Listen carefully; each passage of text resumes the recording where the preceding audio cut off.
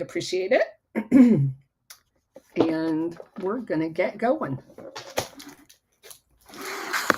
Oh, maybe.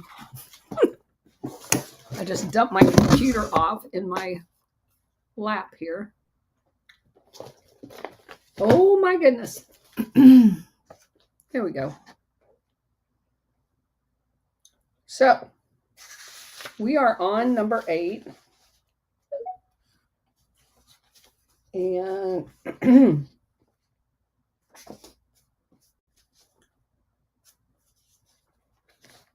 we are going to get at least this chapter and probably some of chapter 7 going. So much going on today. So much going on. It's just amazing to be alive at this point and be experiencing all of the crazy changes that we're experiencing right now. So this should be a lively post show conversation with all of the different things going on. Renee, I'm going to put you as co-host for until I can get Bridget in here so that we don't lose our space. I just threw you the co-host if you wouldn't mind taking that. If SR71 and Bridget gets in here, I will change that. But anyway, all right, we're going to go ahead and get started and finish up on James Angleton today. So I don't know. Did you see it, Renee? Let me give you the speaker first.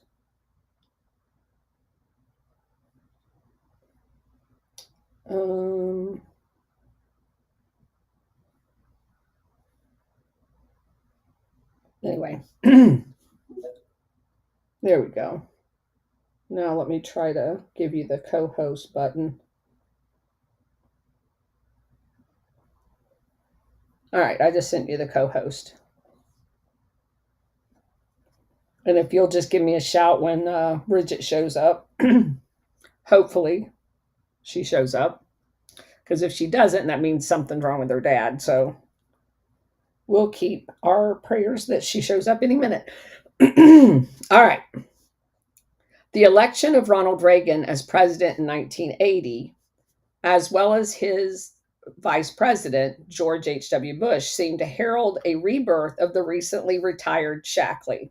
Quote, on December 5 and 6, 1980, a few dozen former spooks, journalists, Capitol Hill staffers, and foreign intelligence officers gathered in a Washington conference room. They had all been invited by the National Strategy Information Center, which doesn't sound ominous at all, a conservative think tank, to participate in one of several conferences designed to shape the intelligence agenda of the 1980s. The mood at the gathering was hopeful. Jimmy Carter had been trounced by Ronald Reagan, who favored unleashing the U.S. intelligence community. George Bush, being the former CIA director, was about to become vice president. The dark days of Admiral Turner were over, unquote. And Shackley was going to once again be at the top of the spear of the new administration. Quote, before his fellow ex-spies, Shackley read a paper on paramilitary covert actions in the 1980s. As the decade of the 80s opens, Shackley began, Cuban mercenary armies sustained dictatorial governments in 2 large African nations, Angola and Ethiopia. Now, that was not true. They were just governments that the U.S. imperialists didn't like. In the Western Hemisphere, Cuban and Soviet-trained revolutionaries rule in Nicaragua, which wasn't true either. Those were just people who wanted their farmland back. Their comrades threatened to seize neighboring El Salvador. Guatemala is in turmoil, for it knows it is next in line to receive priority attention from Havana's and Moscow's guerrilla movements. That was not true either. What they were afraid of is that the rebellion, tied up, be right there, Bridget said. Um, what they were afraid of is the rebellion in Nicaragua against United Fruit was going to spread. The list went on. Soviet forces in the south of the Arabian Peninsula, threatening the West's supply of oil, not true either. A Soviet army in Afghanistan, and Moscow-backed forces in Vietnam fighting small armies in Cambodia and Thailand. This is so ridiculous. Soviet-supported rebels in Honduras and Namibia. The real threat from the Soviets, Shackley declared, was not a nuclear one. It was conventional warfare and insurgency, unquote. Shackley was advocating much of the CIA's failed Phoenix strategy in Vietnam be utilized all around the world. While his observations of the success that communism was having around the world may have been accurate, it was not. He was not advocating a program which seemed to have any chance of success because the Phoenix program had already been demonstrated as a complete failure. Shackley's program of the 3 Ps, propaganda, political, and paramilitary, didn't seem to work among regular human beings, especially once these efforts became visible to the public. They'd failed in Cuba, they had failed in Vietnam, and yet they were going to give it a try in Central America. However, because in Central America, just as a reminder, it had worked great. They had installed dictators in every single country starting in the 1950s throughout Latin America. However, as much as Shackley was looking to work with the Reagan administration, a series of articles by journalist Seymour Hersh regarding Shackley's previous work with Wilson, that's Edwin Wilson, the guy they hired to traffic weapons, who participated in the assassination of the former Chilean ambassador in the United States, which he did not, made that an impossibility. He looked like Shackley was on his own, using his intelligence connections and background to advise foreign clients called Shackley's Research Associates International. That was one of the front companies that the CIA had opened during the Carter administration in order to hide the agents that got fired, part of what I refer to as the enterprise. But in 1984, Shackley had found a scheme that might get him back into the Reagan administration's good graces. This is a quote. In mid-1984, Shackley flew to Los Angeles to see a potentially valuable source, Moniker Hashemi. It's Hashemi, who was a brigadier general in Iran in the days of the Shah and headed the counter-espionage section of the brutal Savak. He fled Tehran shortly before the revolution and now lived in London. Novzar Razmara, a Shackley employee who had worked with Hashemi in Iran, thought Shackley and the old general should meet. According to Shahimi, Shackley poured it on thick when the two gathered in California. Shackley introduced himself as a former CIA official who was a businessman, but also an intelligence advisor to Vice President George Bush. Shackley noted that his duties, perhaps those on behalf of Bush, included obtaining information about Iran, particularly what the Soviets were doing in that country, unquote. Now, keep in mind that Bush had already been working with Iran's former rulers for the original chaos of the overtaking of our embassy in Tehran and the October surprise portion of that. to hold them until after Reagan won the election. What are we to make of the tales told by spies? Maybe Shackley was working on behalf of President Bush, or maybe he was lying. If so, the lie's about to get a lot larger and would nearly drive a popular president from office. After some discussions between Shackley and Hashemi, an effort was made to bring other people into the discussion.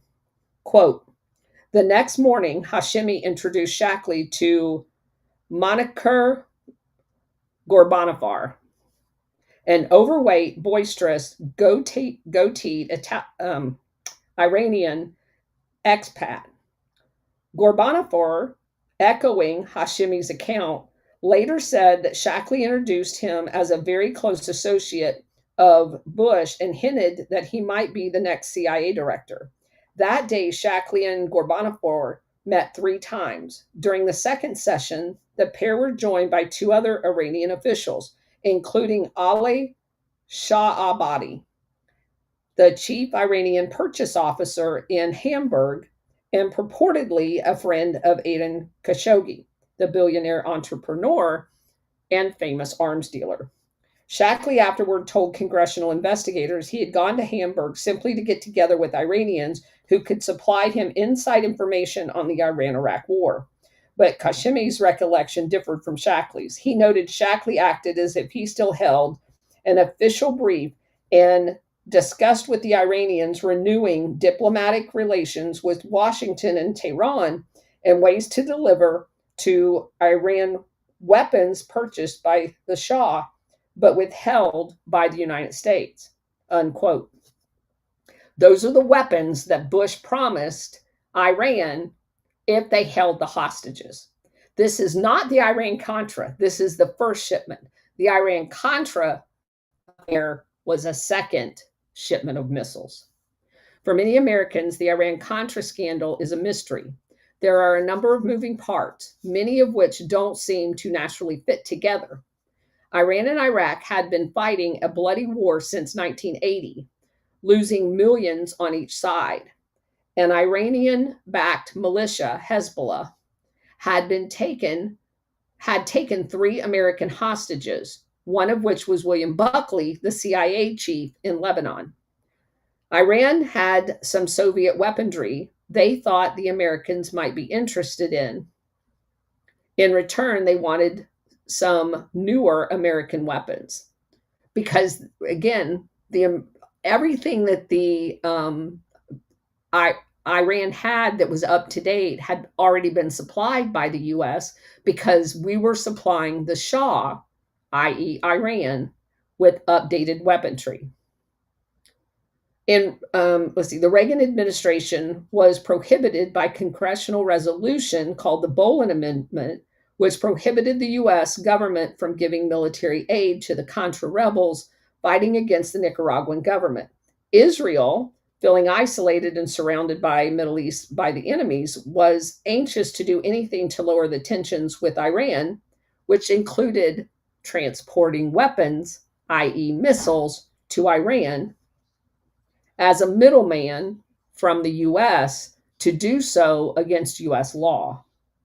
To complete this picture, from 1979 to 81, Iran held 52 American diplomat hostages, humiliating the Carter administration, allowing Ronald Reagan to win. And finally, the Democrats in America were reasonably concerned that Reagan's efforts to fight communism in Central America would lead to another debacle like the Vietnam War, which of course it did. Shackley's proposed deal, which might involve a transfer of weapons to the Iranians in return for the release of the Hezbollah hostages, as well as possible cash payment, did not meet with enthusiasm at the State Department. Quote, Ghorbanifar did not give up. He made contact with 2 Israelis, Al Swimmer, and that's spelled Schwimmer, an advisor to Prime Minister Shimon Peres, and Nimrodi, an Israeli businessman. He proposed that the Israeli secretly sell him tow missiles for Iran. In return, he would arrange the release of William Buckley. About then, Michael Leeden, Leeden, the one time business associate of Shackley, was now on the National Security Council as a consultant, was trying to persuade Robert McFarlane, the National Security Advisor, to consider a joint U.S. Israeli initiative regarding Iran. Leeden's effort coincided with an evaluation being conducted by the U.S. intelligence community of policy towards Iran. Government geostrategists were considering an opening to Iran, and a CIA memo suggested that arms sales through an ally could kick off a dialogue with Iran. This is them trying to make good on Bush's promise. Leeden met with Prime Minister Perez, who said that Israel wanted the U.S. approval to sell the armaments to Iran, unquote. When the Iran and see, he doesn't know there's two parts to this, just for clarification. That's in another book. And we'll get to that book, but it is overwhelming documentation that there were actual two shipments. When viewed from a distance, much of it strikes one as business as usual among the secretive parts of the governments. Are we really surprised that even though crowds in Tehran streets would march daily shouting death to America, that Iranian leaders would be looking for ways to work with the Americans? That's not all that unusual, because for lots of reasons, and we'll get to them. And with with Americans being held by Hezbollah, including a CIA station chief, it is unreasonable that the government wouldn't be considering every crazy idea to get those people home. Perhaps this would not have been such a scandal if not for the intervention of Lieutenant Colonel Oliver North, who apparently came up with a plan to divert some money from the sale of American arms to Iran to fund the Nicaraguan Contras, despite a congressional ban on such activity. From the book Blonde Ghost, Ted Shackley and the Crusades of the CIA, quote, the Iran initiative quickly developed its own momentum. The arms sale to Iran, at first a one-shot deal, would snowball into an 18-month-long project. It would become intertwined with the White House's covert and arguably illegal, it's not arguably, it was definitely illegal, campaign to arm the Contra rebels fighting the Sandinista government in Nicaragua. It would fail. When revealed, it would spark public outrage, congressional investigations, a grand jury probe, and several trials, and drag Shackley back onto the public stage, unquote. One of the individuals most responsible for bringing light to the Iran-Contra scandal, as well as dragging Shackley back into the public, was a lawyer named Danny Sheehan, Sheehan. It was ironic in a way, as Sheehan started out his adult life wanting to become a Green Beret, taking ROTC classes at Northeastern University in 1964. However, Sheehan became disgruntled by his training, eventually leaving for Harvard, graduating from Harvard Law School, as well as attending their divinity school. He eventually served as general counsel to the Jesuit office in Washington, D.C., and spent much of the time considering becoming a Jesuit priest. Sheehan often joked that in the role he was the beneficiary of the CIA, the Catholic intelligence agency, as their clergy around the world often knew better what was happening than any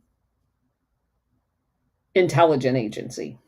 Danny Sheehan worked on many high-profile cases, including the Pentagon Paper case, detailing nearly 40 years of government lying about Vietnam, and the Karen Silkwood case, the nuclear plant employee who had uncovered safety problems and then died in a quote-unquote mysterious car crash.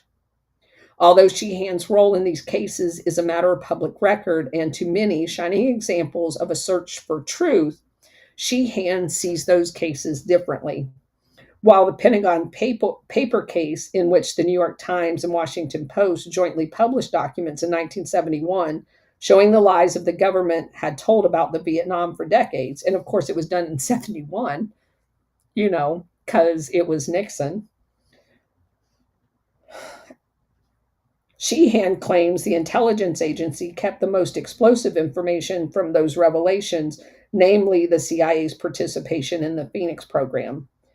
And the Karen Silkwood case turned into an Oscar-winning 1984 film, Silkwood, with Meryl Streep, Cher, and Kurt Russell, concealing the critical part of the story, according to Sheehan.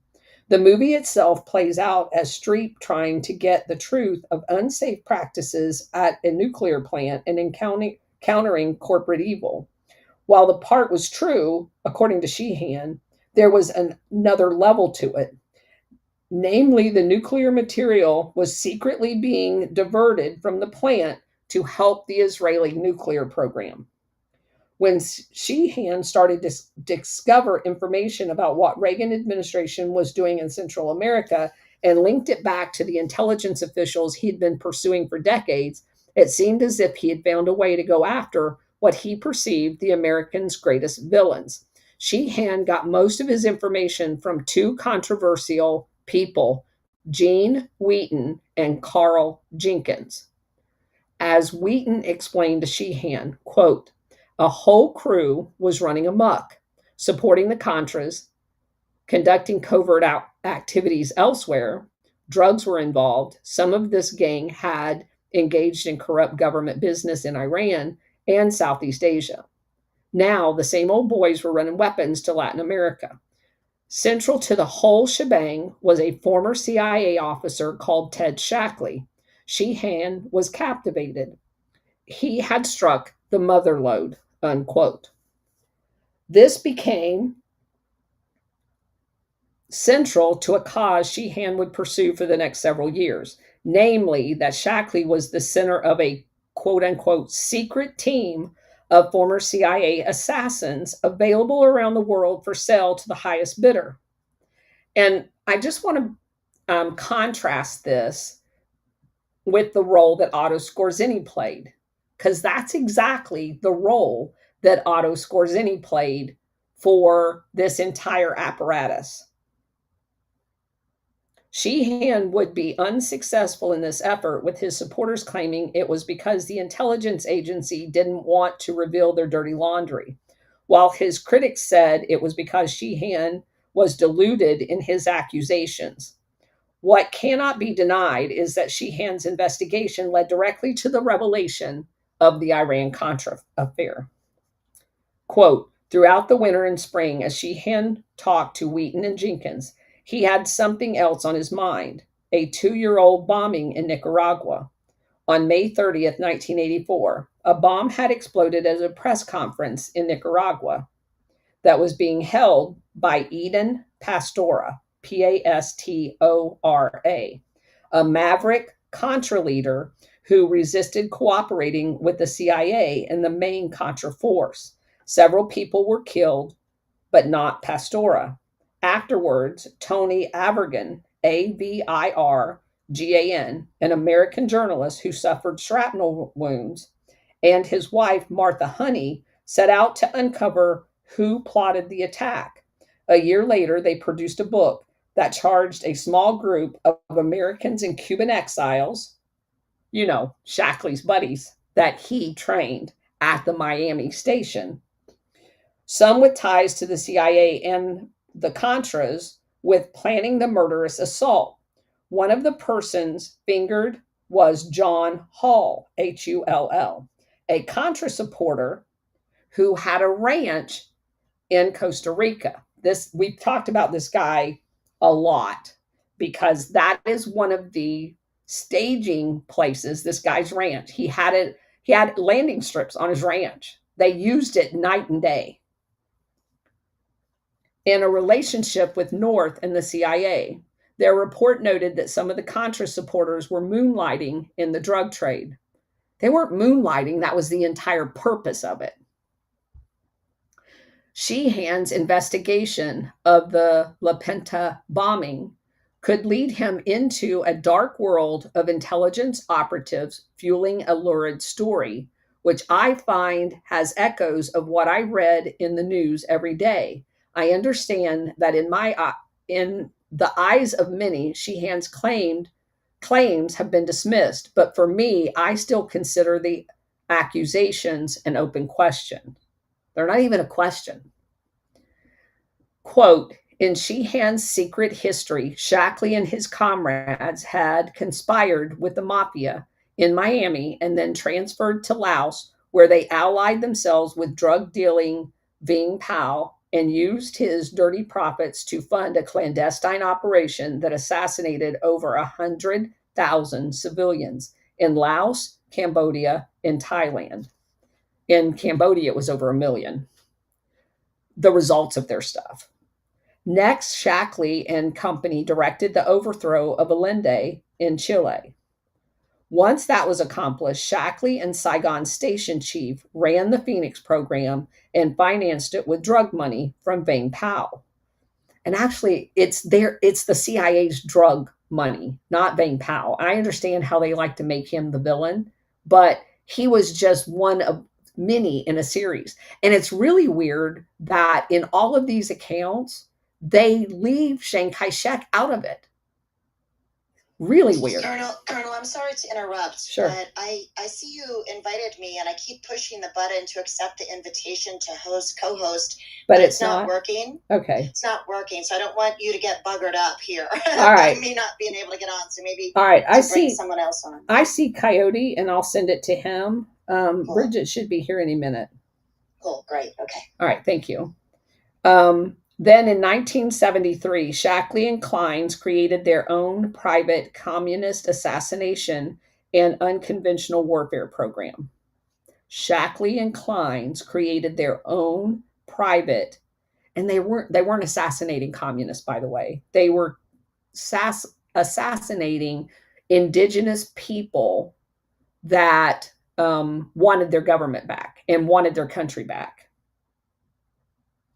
They set up a base in Tehran and retained Edwin Wilson to head an assassination program.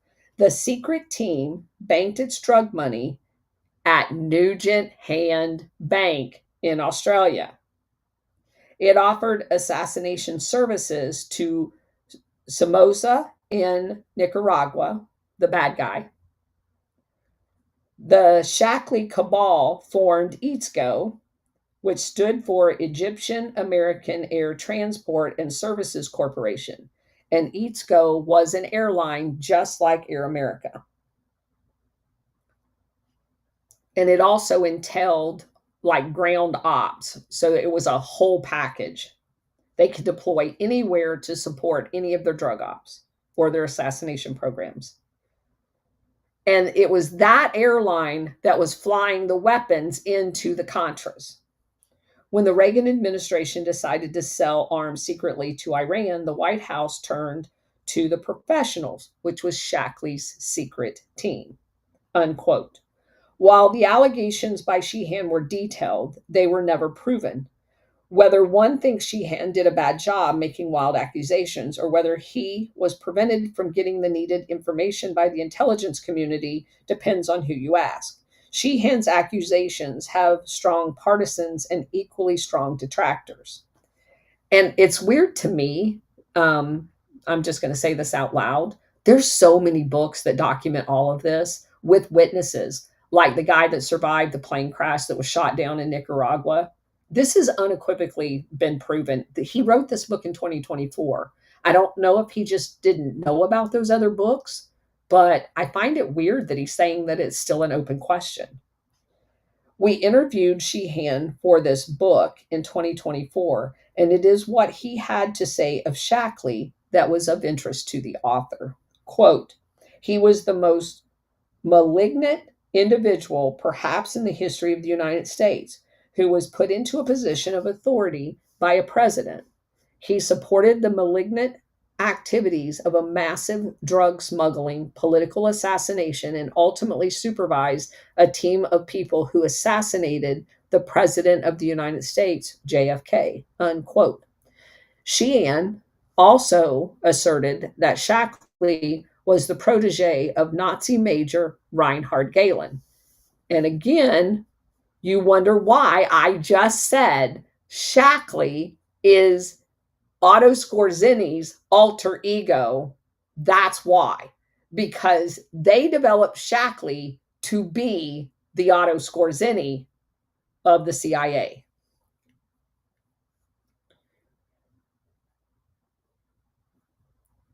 Reinhard Gehlen, who was recruited by Western intelligence after World War II and served NATO 26 years, served NATO under the German B&D with the Stay Behind program that he brought to NATO. That original trainer was Otto Skorzeny. But even the author of the most detailed account of Shackley's life admits that there are mysteries about Shackley that we'll never know. In the epilogue to Blonde Ghost, here's a quote. Theodore Shackley lived the Cold War in the name of America. He didn't do it in the name of America, I'm sorry. He did it in the name of the people that was running the CIA, and that was not America. That was not the American government. They did all of this for oligarchs. Back to the quote. He managed a small secret war against Cuba, then oversaw a larger one in Laos. He directed intelligence in Vietnam during the war of profound intelligence failures because he wasn't running an intelligence program. He was running an assassination program. In Washington, Shackley signed the orders for scores of espionage and covert action operations around the globe.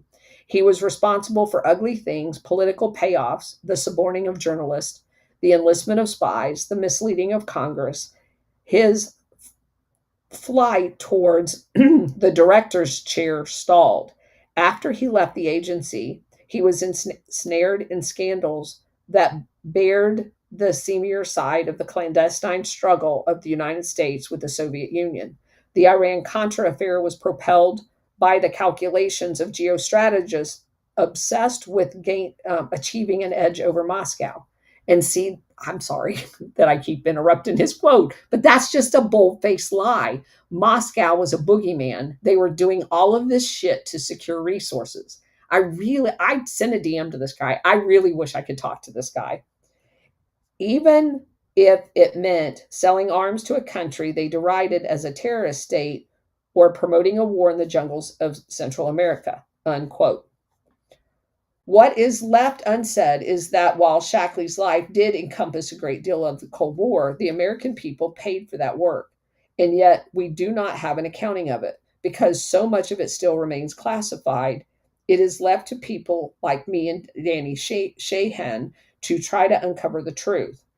In early 2002, after I rescued my family from the secret base that poisoned us, I was walking in the atrium with my attorney, Clint Blackman, as we were on our way to see the CIA's Office of General Counsel when Ted Shackley, just a few months away from death, walked past me.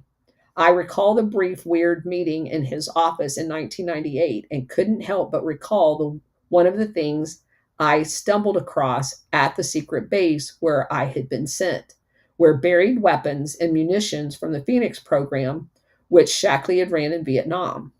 Had it been a coincidence that Shackley had sent me and my family to that facility where we'd become sick and nearly died? Did he consider me a colleague, a fellow patriot, or because of what I uncovered, was I an enemy that needed to be put down, like he had done so many before?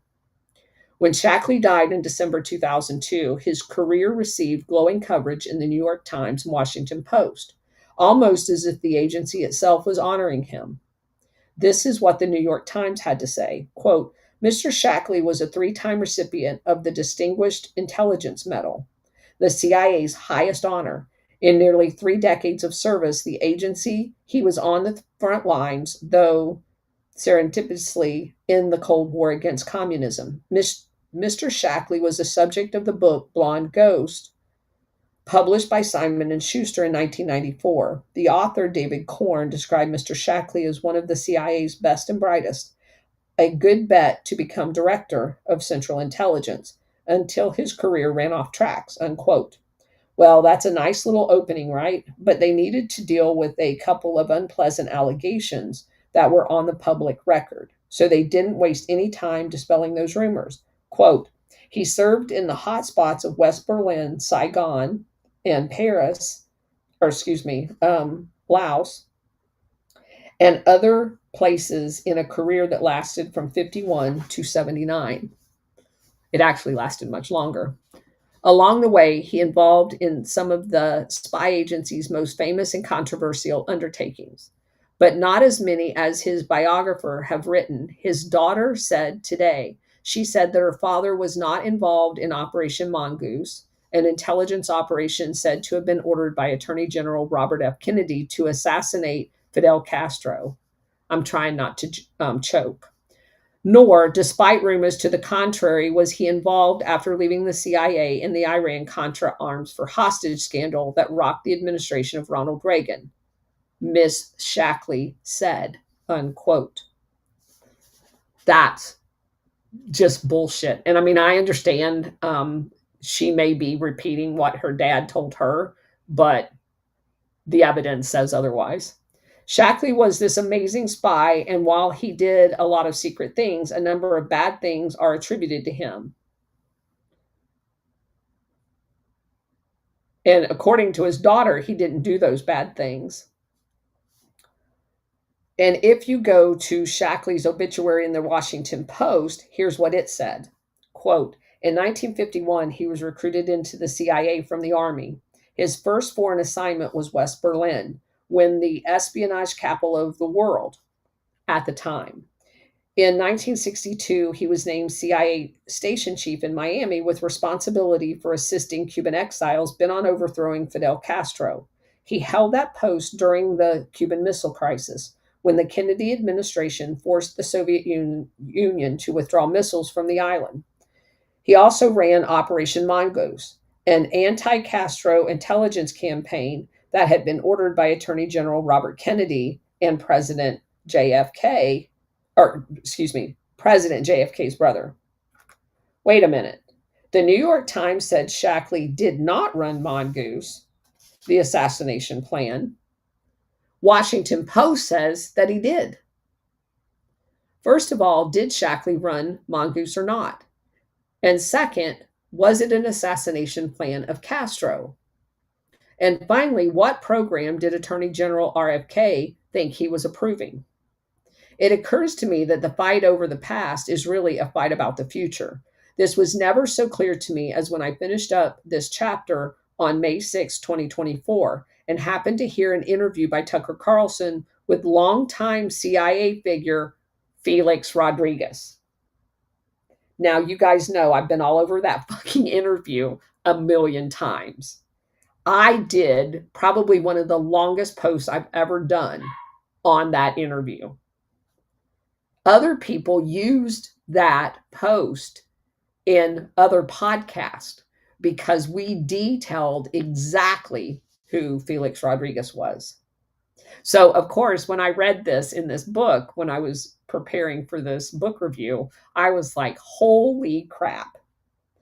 Rodriguez was a young Cuban at the time when Fidel Castro took over in Cuba, was part of the Bay of Pigs invasion, but eluded capture, was present at the execution of Che Guevara, served in the Phoenix program in Vietnam under Ted Shackley, later in Central America on behalf of the Contra rebels, again under Shackley, and was questioned in the Iran-Contra scandal. In other words, he was one of Shackley's guys. And in the interview, he seemed interested in rehabilitating Shackley's reputation, as well as pointing blame away from the CIA and about the Kennedy assassination, and on to Cuban leader Fidel Castro. That definitely was a takeaway of that interview. Here's a quote from the interview. Tucker Carlson. What was Ted Shackley like? Felix Rodriguez. Oh, he was the most intelligent man that I have ever met in my life, says Felix Rodriguez.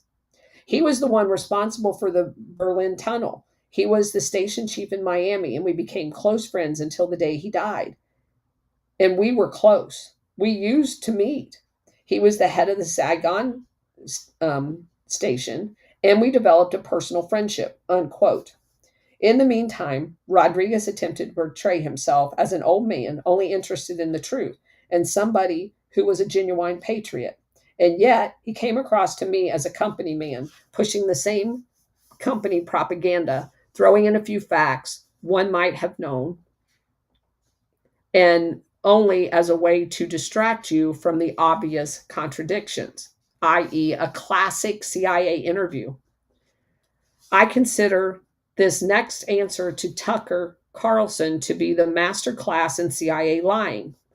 If you want to get people to believe you, you stick to the truth as closely as you can, and then when it gets to the important part, you lie. Watch how Rodriguez pulls the listener in, then pulls a fast one. Tucker asked Rodriguez about whether he believed Cuban exiles or the CIA were involved in Kennedy's assassination.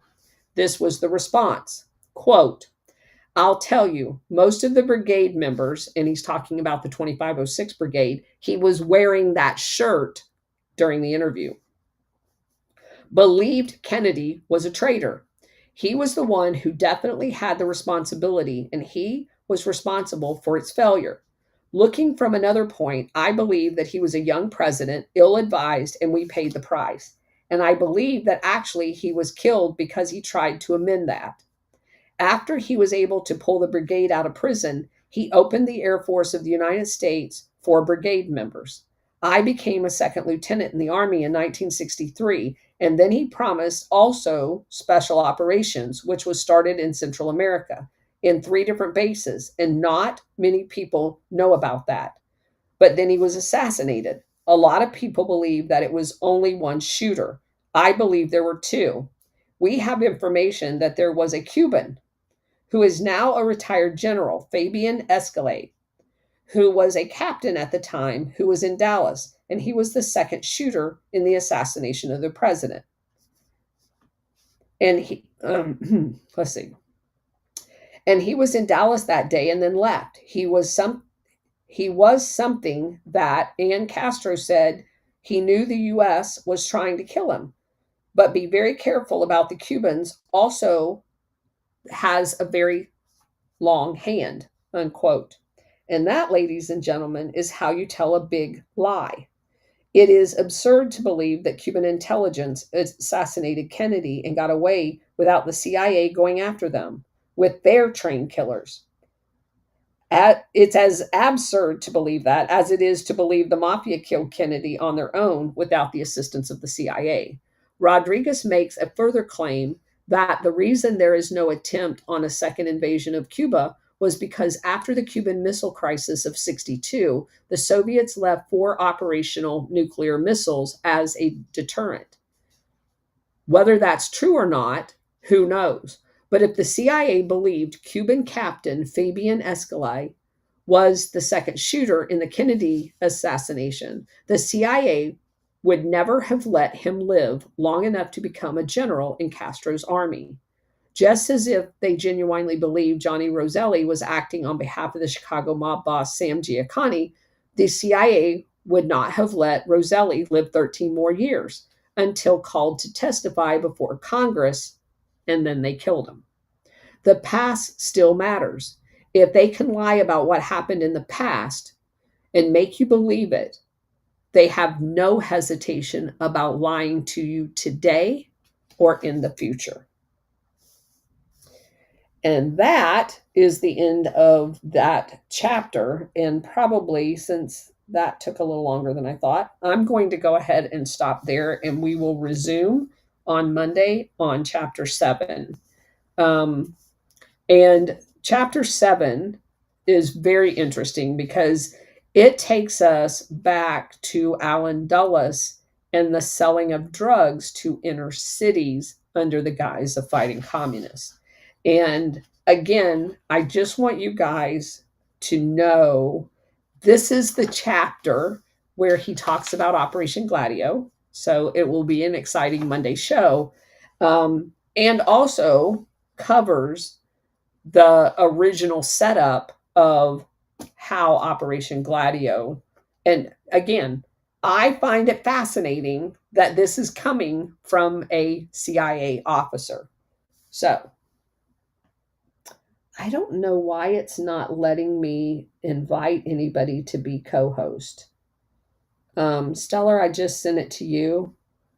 Um, I still don't see Bridget, so she must have not gotten home yet. Um, I see Fergie 42 over here on Rumble chatting us up, and I also see her here on Spaces. So yeah, it's not letting me add anybody as a co-host. Hey, Stellar. Hello. I see that there's issues, and it looks like you're being shadow banned big time. Bridget was here, and then she got kicked out, so I sent her another invite thinking that maybe, things are messed up. That's so crazy. Why won't they let me talk? Because what you're doing is bringing out too much truth, and maybe the truth that you're bringing out is not what they feel is ready for the public to know, and censorship. I have no idea. But it's ridiculous because a lot of the stuff that you're talking about, even though it was the past, is still going on today. And a lot of the same players, or at least their family members, are still a part of it. And that's what's so bizarre, is why they keep trying to stop it. I had somebody say to me the other day that they do believe that there is, and I hate using the word plan because that's kind of people get the wrong connotation, but there is a schedule that's probably as far as putting information out in the public with the declassification that's going on. And so obviously the good part of that is you guys are all ahead of schedule. And I just don't think, we don't have a big enough audience for that to even matter. But I guess we'd have a much bigger audience if they didn't do that. So I don't completely discredit that, but I also it just feels weird saying it out loud, I guess, is my biggest problem. Well, I think that because this is this is a 5G, 6G, 7G. I mean, maybe we were at 5G, a couple months ago or even a year ago. But things are rapidly going so fast. And I think if, information comes out too fast by what you're saying and what, like all the books that you and everyone's been doing research on and stuff like that, it is still going on today. Like you said, it may not be called Operation Gladio, but it's still the same playbook. Again, a pig with lipstick is still a pig. So, and that's how I kind of look at it. And a lot of the stuff, I remember like a couple months ago, things that you were talking about. So it seems like once you get about 4 months in advance before something breaks out, it seems that's where the cutoff is. If you're within 1 month or 2 months, they'll attack you in the spaces and try not to get people in, but they seem to let it go. But there's certain ones where you get really attacked a lot, especially that Minuteman one. That kind of reminded me a lot of, like a few months ago when you were bringing up stuff that is now playing out today, in my personal opinion. Isn't that weird? You're right. That is really weird. That is really weird. But think about it. You do get, like when you get too far ahead about what's going on, because there are things like you were talking about yesterday and the book and everything. And, it seems very, very interesting. And with all these different they're not working together on it. They're just doing their own research and you're bringing this stuff out. But these things do come to seem and play out very, within a month, maybe a week, but it's the same players, from back then that's still being brought up today. And again, you've been talking about like the Bush and Dulles and all that other stuff, the CIA operating here in the United States. You've been bringing that up since September, October, and more into detail in November. But it just seems like those spaces where, again, I do feel that, maybe you're going ahead of what the plan is, and they don't, and it just, maybe they think it's just a little too soon, because again, I may not be able to pick up on a lot of the different things, but I do see patterns and listening to you every day and then seeing what's unfolding.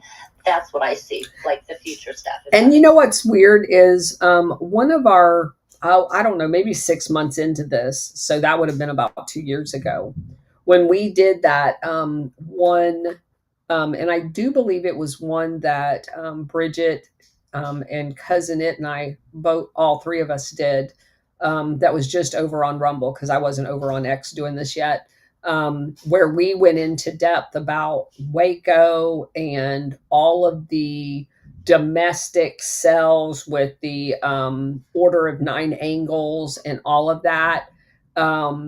That when we were on Rumble at the time, and I had a very small audience on Rumble, not even 1,000 people. That one was attacked. We had people coming in as bots and all kinds of stuff, which we had never had happen, because we were so small, and we weren't even on YouTube at the time. So I don't know how they find out. I don't know how that technology works, but it is very crazy. It obviously works. Okay, so back in November, December, you guys were starting to talk a little bit about the domestic things that were happening, Ruby Ridge and all this other stuff. You know, and like the Pentagon with 9/11, and it was destroyed there. Oklahoma City, what got destroyed there? What's happening now today? Timothy McVeigh's back in the news again. They're bringing up the stuff from the past. So again, these cycles, I think that, if you're like 2 months in advance with the cycles coming up or refreshers, maybe that's what brings up those refreshers. Who knows? But it just seems like they are kind of monitoring, and I think that you guys have always been monitored, in my personal opinion. Just like Marie's in here, like what she's been representing about the radiation, all these microwaves being shot all over the place, and a lot of her stuff gets suppressed too. And what's happening now over the last few months, I've been talking about, just watch the microwaves that they're cooking us. So think about it. Yeah, very interesting. I don't know if let me see if we can invite Marie up. Marie, request a mic. If you request the mic, then it shows up. She's having problems with the mics. And a co-host, apparently. And you guys, please share this space out. Put some people in it so we can get people in here and chit-chat about stuff, if that's okay. Because there are so many operations going on right now. We're getting to the precipice with Pakistan, and Colonel Tanner's talked about Pakistan, Afghanistan, and Operation Gladio. Taiwan and China, that stuff is going up, and kind of the snub of what's going on, Trump is going to the Middle East this weekend, and next week he's meeting with Qatar, UAE, and Saudi Arabia. Yep. There's a lot of stuff going on right now. There's a whole lot of stuff going on right now. Very, very interesting. So, let's see. There was one other thing that, let me see if I can find it. I bookmarked it. About Jenny Pirro being the new U.S. District Attorney for the fill-in. I think that's one of the most hilarious things ever. That Ed Martin is going to go to work now in the DOJ and be an even bigger menace to the bad guys. And I mean, I've always liked the friskiness of Janine and her ability just to take on the issues. Very rarely do I ever disagree with her take on stuff, which is very rare. But she is a dynamo. So I think that's going to be very, very interesting. Southern, go ahead. I love Judge Janine Pirro. She was the first female judge in her area. She also set up the first program for domestic abuse, et cetera, in the court system to change how they were managing those cases. She has just been a groundbreaker for women's rights where they're at risk in children, and she holds people accountable. She doesn't play. And I love the fact that she's been on Fox because she understands political commentary. She understands that game as well as being a former prosecutor and a judge. And she's well beloved in her peers. So I think it's a great move. She'll be great in front of a camera because she's not going to put up with anybody's BS. And she actually met her. She is really tiny. She's very tiny. I want to say that. I'm 5'11", and I had 3-inch heels on. And I looked at her and I went, wow, every single cell in that body is a warrior. Yeah. Doesn't she remind you of like a chihuahua that's like all bark, will not let you cross the line. She'll nip at you if you have to. I mean, totally. Yep. I mean, she's incredible. Colonel Pound reminds me of like a German Shepherd that's just going to attack you if you say something wrong. I'd be like, girl, yes, ma'am. No, but and also with Martin going in the way he's going in, he's deadly. He is deadly. The Democrats have got to be freaking out in D.C. and across the elected members. I am very excited because we need people like this in there. But I like Janine Pirro for the camera. She's very good in front of a camera. She will call them on all their BS. Martin is not much of a camera guy. He's a worker bee, and he doesn't let anything go. I would say he's like a... Let me, while you're pausing there just for a second, Yeah, I want to say that one of the striking things about this administration, and people have completely misrepresented it, and I think on purpose, this is one of the most transparent governments we've ever had.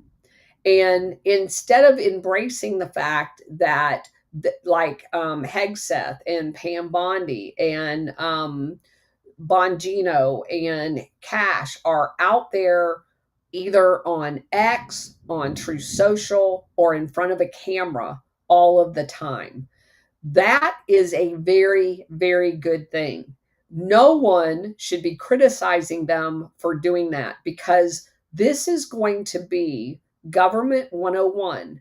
And just like Tom Homan out in front of the cameras all the time, this is the good guys running an information operation that they're going to saturate the entire country and the world with information that is going to keep people, and what they're hoping to do is create an expectation of, you should expect your government to be doing that. You should expect your government to be explaining to you every day what they're doing on your behalf. And I think it's amazing how retarded people are that they go out and act as if that's a bad thing. Now, the only way that would be a bad thing is if you're a bad guy. If you're a bad guy and you're trying to keep all your shit secret, then you have every right to go out there and complain about them exposing all of the shit. But if you're a good guy, you would recognize, if you had any intelligence, you would recognize what is going on. And they are conducting a precise, large-scale information operation where they are blanketing the airwaves with justice and action and accountability. Go ahead, Southern. Amen. Amen. And also, this kind of hurts the legacy media because now they're having to figure out how to combat that. We're no longer listening to them through their filter. Correct. So we're getting it straight. Correct. I love the fact that Trump opened up his cabinet meeting. That was amazing. And each person in there had to talk about what they should have got done and what they're doing next, and went through the whole thing. It was clean business, get to the point. You could actually see what they had done and what they're doing next. That is, we the people, we're sitting at the table. That's I an information. love it. That's an information operation. I love it. That's Let's keep exactly it. yeah. That's exactly what it looks like. And the same thing. And I don't know if you guys saw. Bridget's here. Let me bring her up. Yeah, Bridget's here, and Alana is here too. We're not being able, Bridget, to make anybody speaker for some reason. Request a mic. Let me see. Let me add her as a speaker. So I want to, I don't know if you guys saw my post about the what's his face? Why am I not remembering his name? The OMG. What the heck? That was supposedly going to break this big story. I can see his face disappointed. O'Keefe, yeah. Okay, so his big breaking news is that Pam Bondi talked to a normal citizen and gave that normal citizen information. Again, how in the world do you take something as positive as someone having in our government having a conversation with a normal citizen on the street and answering a question as if that's a bad thing? That was one of the most remarkable things that I've ever seen. And of course, I was being facetious and said that thing right there should have had breaking news on it. Because for the first time in as long as I can remember, if ever, an attorney general on the street talked to a citizen and answered their question with the truth. That's like a first in my lifetime, because normally they're like guarded, they're rushed around, they've got bodyguards that doesn't let you anywhere near them. And that's breaking news. That was a milestone that we have not seen, if ever, in America, maybe 100 years ago or 200 years ago, but not in recent memory. And he tried to couch it as a bad thing. I found that striking myself. Yeah, I'm not a big fan of his. I like him. I don't have anything to say about him. Yeah, he's done some interesting things that really cross the line. But I also know he's got to, have serious stuff to get the followers and the financials. But he's crossed the line in a couple things that like I'm what? not real happy about. Western North Carolina, he came down here saying he's going to do all this and everything for Western North Carolina after Hurricane Helene. Overpromised and way underdelivered, and involved a lot of people's time, and just no. We were starving to get attention out, and the way he went about it was not in anybody's best interest here. But so, Southern, you can't discount the stories that he has broke, like the acorn story. Yeah, I like it, but I'm just not a fan. I'm not a fan. That's fine. But he has done things that no other journalist would touch with a 10-foot pole. Yeah, but she's been very public about those statements, as she has made on camera, talking with different people in the department. This wasn't new information. And I appreciate she took the time to speak to Joe Citizen. But I just know that sometimes using people to get information out of someone when they don't know that that's happening, it's a win. But at the same time, this is someone they thought they could trust to have a conversation with. And as a result of that, they lose their jobs. And these are usually lower level people. They don't really know a lot. They kind of just talk in generality. And I kind of consider that really unfair. Really unfair. Are you talking about James O'Keefe? Yes, he's used his, the people that go out, get a date with someone, get them drinking a lot, and getting them to say stuff off the record, not knowing that they're being recorded. I just have a problem with that. Yeah, I don't. I mean, that's exactly what journalists do. Yeah. If you work for the federal government and you're talking about the one guy that was the CIA contractor, Mhm. that guy is talking about the environment inside of the CIA, basically saying that they're sabotaging Trump. I have no problem in the world. If I had a clearance, I had a clearance for a long time. You would have never ever found me drunk in a bar telling anybody anything about my job.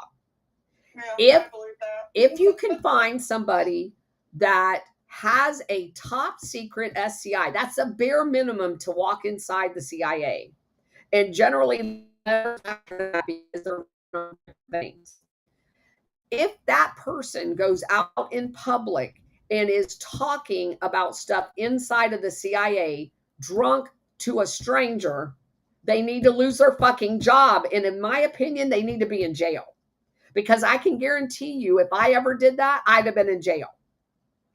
Yeah, but a lot of these were very low level people. That guy was a branch chief. That is not a low level job. And he was also a contractor. He was not even employed in the CIA as a civil servant. Yeah, yeah, he was kind of a dum dum. He broke protocol. And Yeah. those types of things cannot happen. And if they're going to happen and you're going to be that stupid, you need to lose your job. That's called accountability. Okay. That's my opinion. Yeah. But I've actually been in that position. Well, going back to Ted Shackley, I found it interesting. He was recruited out of the military for the CIA because the Army tapped him, liked him because he spoke fluent. Mother's from Poland, so he was fluent Polish language. Right. And then he put himself in the Army at age 18, so I'm thinking he did come from a money background.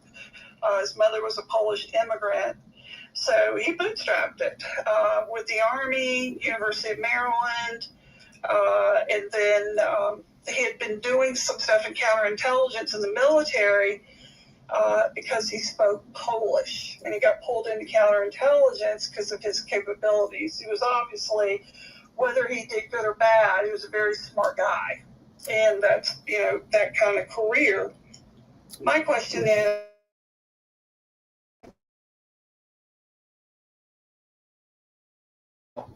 how I look at people like him, other people like that are in the CIA. Have a conscience anymore, or do they really believe in what they're doing, or who are these people?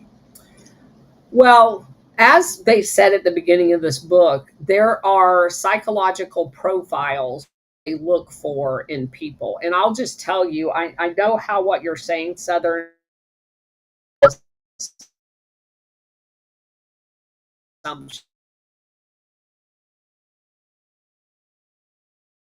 household doesn't. That is a normal, like in my experience as a commander. Well, even in my experience when I was enlisted, almost all of the maintenance troops that I worked with had been in the military for 15 or 20 years. They had been in foreign countries. A lot of them, because they're kind of awkward, would marry foreign spouses, and their children was all brought up bilingual. If you are bilingual and you have a language that the intelligence community can use, you are a target to be recruited.